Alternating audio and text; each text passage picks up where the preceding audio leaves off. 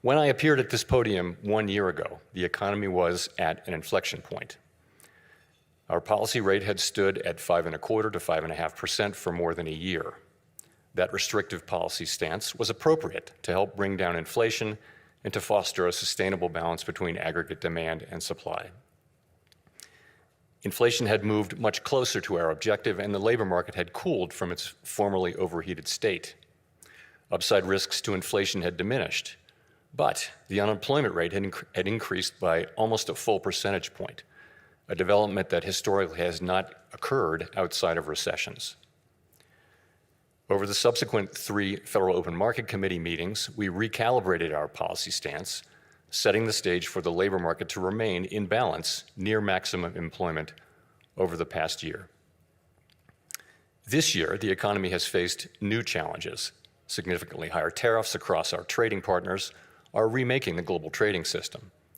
Tighter immigration policy has led to an abrupt slowdown in labor force growth. Over the longer run, changes in tax, spending, and regulatory policies may also have important implications for economic growth and productivity. There is significant uncertainty about where all of these policies will eventually settle and what their lasting effects on the economy will be.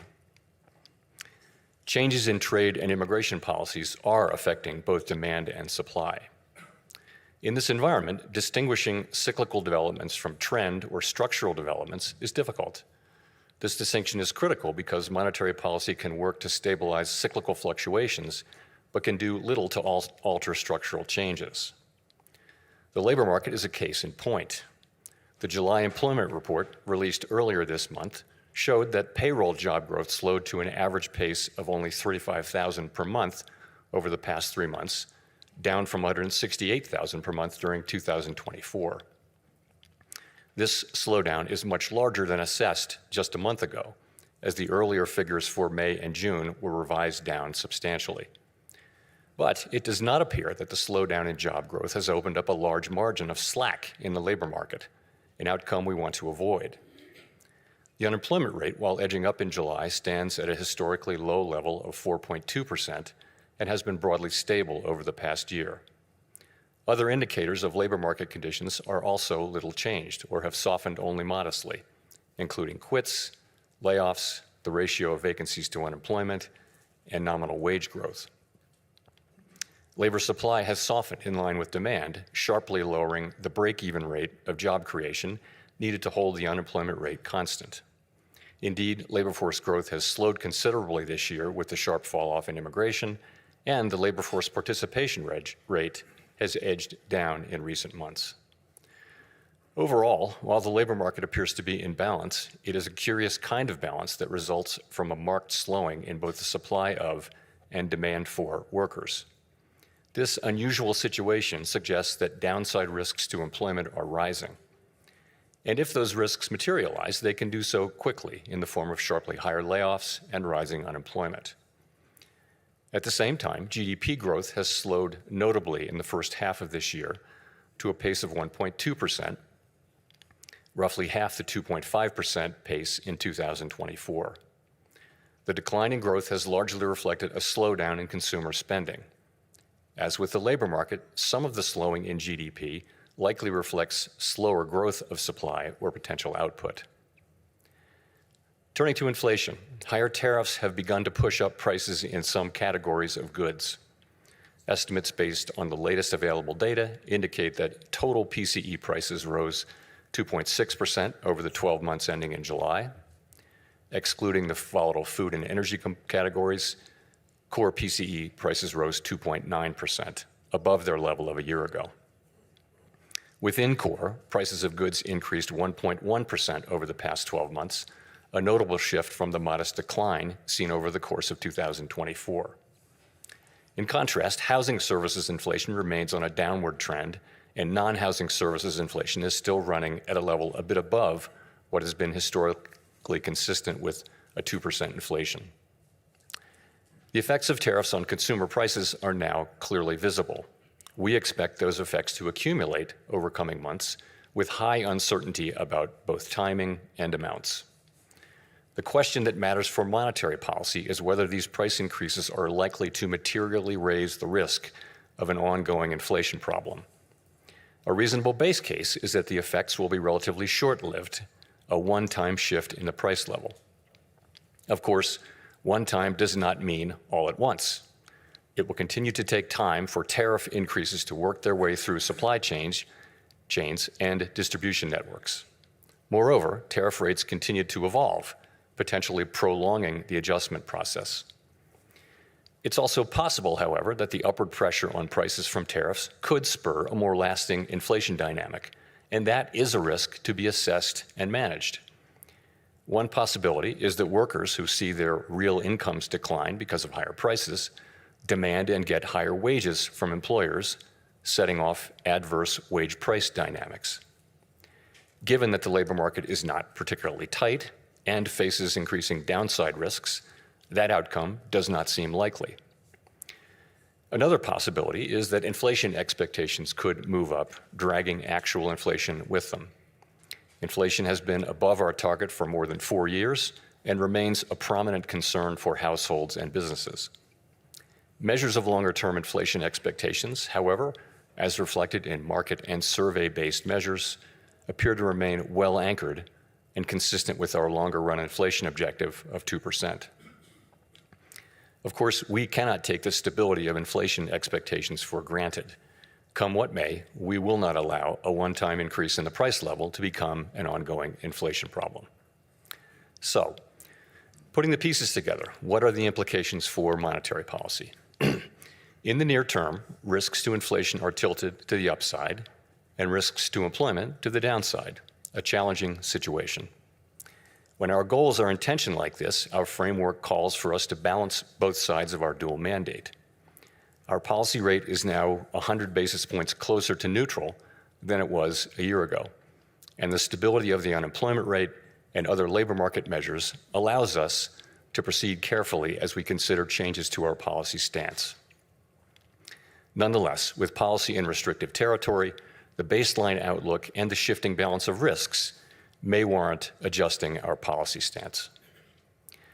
Monetary policy is not on a preset course. FOMC members will make these decisions based solely on their assessment of the data and its implications for the economic outlook and the balance of risks. We will never deviate from that approach. So, turning then to my second topic.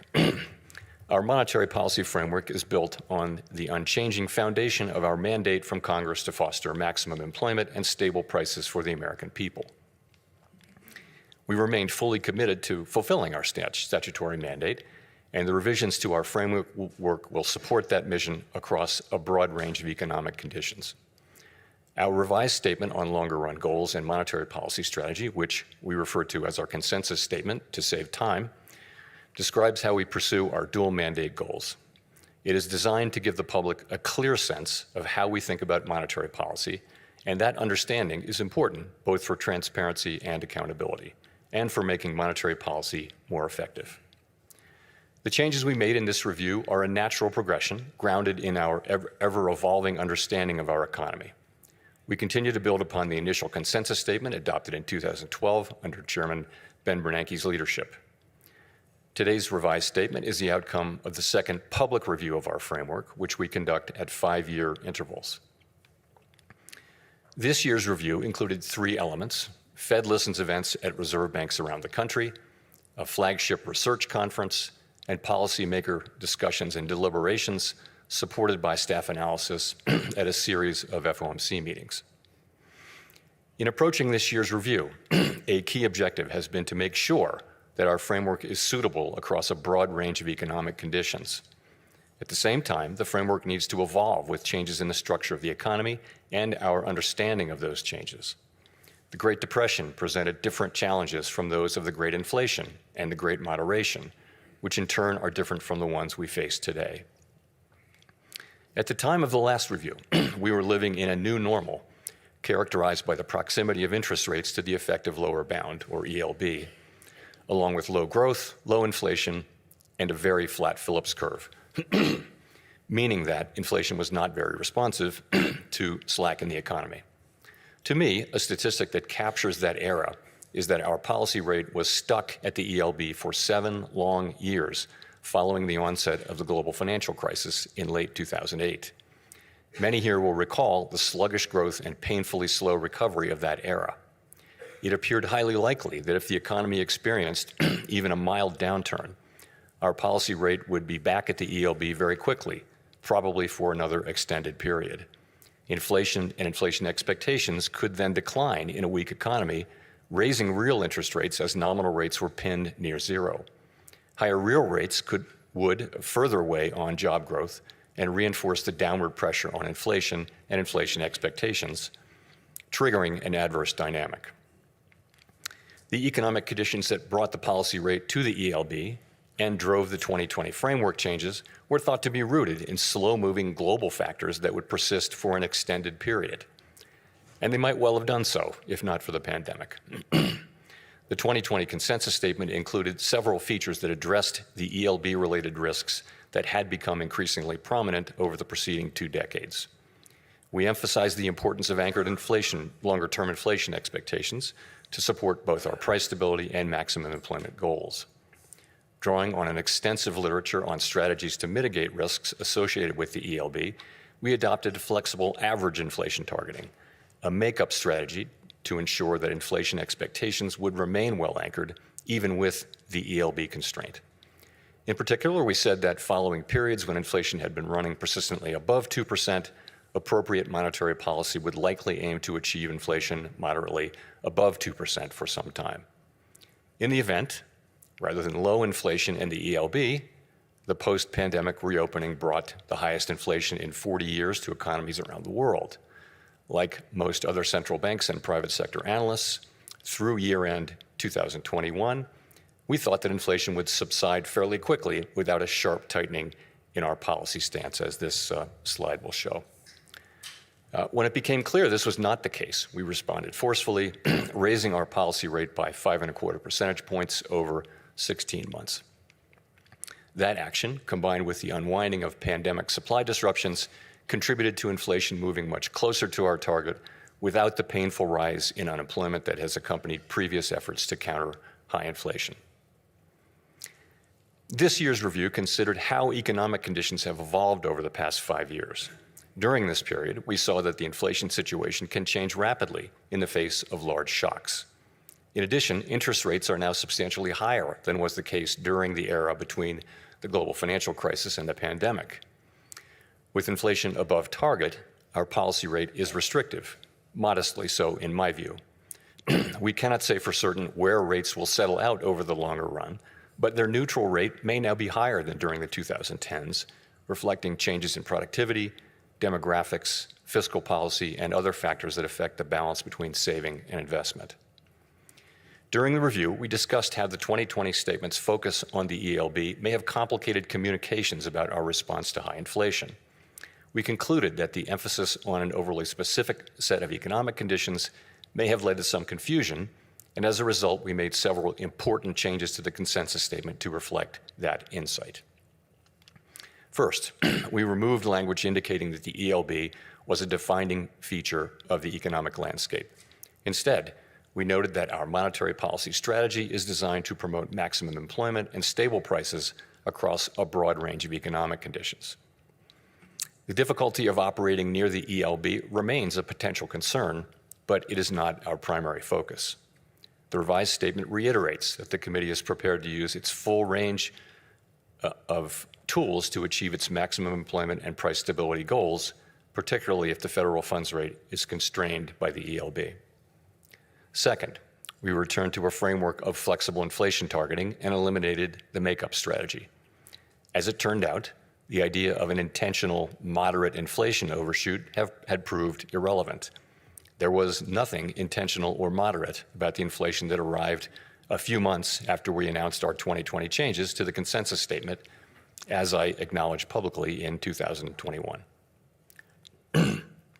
Well-anchored inflation expectations were critical to our success in bringing down inflation without a sharp increase in unemployment.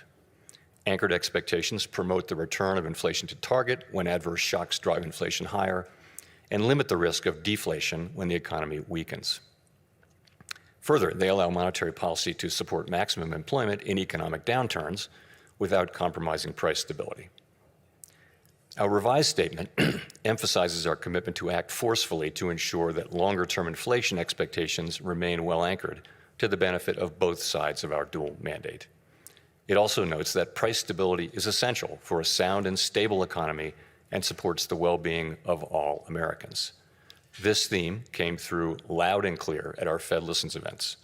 The past 5 years have been a painful reminder of the hardship that high inflation imposes, especially on those least able to meet the higher costs of necessities. Third, our 2020 statement said that we would mitigate shortfalls rather than deviations from maximum employment. The use of shortfalls reflected the insight that our real-time assessments of the natural rate of unemployment, and hence of maximum employment, are highly uncertain. The later years of the post-global financial crisis recovery featured employment running for an extended period above mainstream estimates of its sustainable level, along with inflation running persistently below our 2% target. In the absence of inflationary pressures, it might not be necessary to tighten policy based solely on uncertain real-time estimates of the natural rate of unemployment. We still have that view, but our use of the term shortfalls was not always interpreted as intended, raising communications challenges. In particular, the use of shortfalls was not intended as a commitment to permanently forswear preemption or to ignore labor market tightness. Accordingly, we removed shortfalls from our statement. Instead, the revised document now states more precisely that the committee recognizes that employment may run at times above real-time assessments of maximum employment without necessarily creating risks to price stability. Of course, preemptive action would likely be warranted if tightness in the labor market or other factors pose risks to price stability. The revised statement also notes that maximum employment is the highest level of employment that can be achieved on a sustained basis in a context of price stability. This focus on promoting a strong labor market underscores the principle that durably achieving maximum employment fosters broad-based economic opportunities and benefits for all Americans. The feedback we received at Fed Listens events reinforced the value of a strong labor market for American households, employers, and communities. Fourth, consistent with the removal of shortfalls, we made changes to clarify our approach in periods where our employment and inflation objectives are not complementary. In those circumstances, we will follow a balanced approach in promoting them. The revised statement now more closely aligns with the original 2012 language. We take into account the extent of departures from our goals and the potentially different time horizons over which each is projected to return to a level consistent with our dual mandate. These principles guide our policy decisions today, as they did in the 2022 to 24 period, when the departure from our 2% inflation target was the overriding concern. In addition to these changes, there is a great deal of continuity with past statements. The document continues to explain how we interpret the mandate Congress has given us and describes the policy framework that we believe will best promote maximum employment and price stability. We continue to believe that monetary policy must be forward-looking and consider the lags in its effects on the economy. For this reason, our policy actions depend on the economic outlook and the balance of risks to that outlook. We continue to believe that setting a numerical goal for employment is unwise because the maximum level of employment is not directly measurable and changes over time for reasons unrelated to monetary policy. We also continue to view a longer-run inflation rate of 2% as most consistent with our dual mandate goals.